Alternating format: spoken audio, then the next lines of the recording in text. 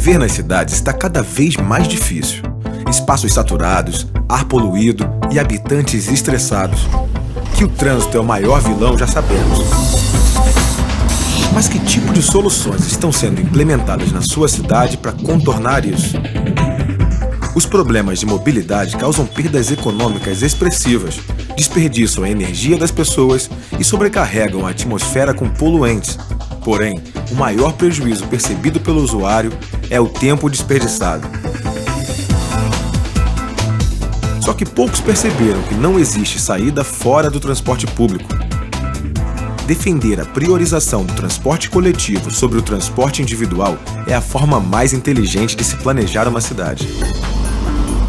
Quanto maior a velocidade operacional do transporte público, menor é o custo da operação do sistema.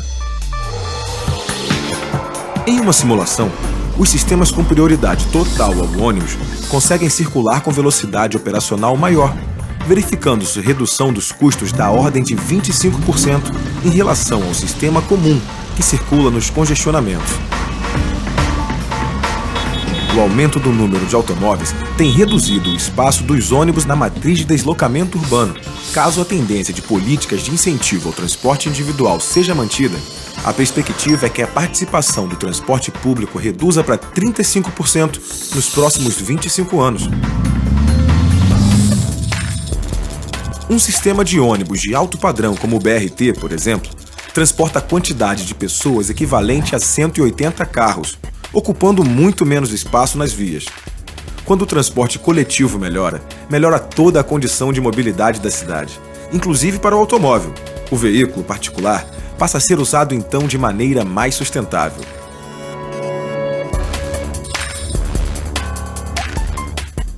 Com menos tempo desperdiçado nos engarrafamentos, um trabalhador se torna mais produtivo. E o tempo que sobra pode ser investido em atividades sociais e culturais. Os congestionamentos e o excesso de veículos nas ruas também despontam como vilões do meio ambiente.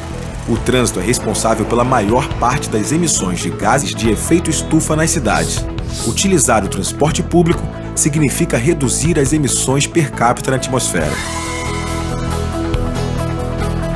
Ainda não se convenceu?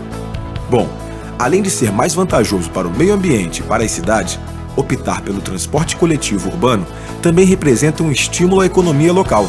Ao todo, o setor de transporte público empregou quase 13 milhões de pessoas no mundo, e no Brasil não é diferente.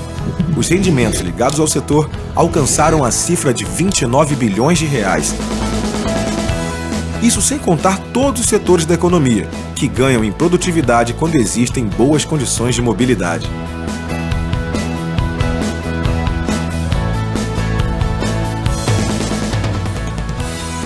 Só que para tudo isso dar certo, é preciso construir uma rede de transporte coletivo de qualidade. Um bom sistema, operado com eficiência, possibilita as pessoas optarem pelo transporte coletivo e não meramente o utilizarem enquanto aguardam o dia em que possam comprar uma motocicleta ou um automóvel.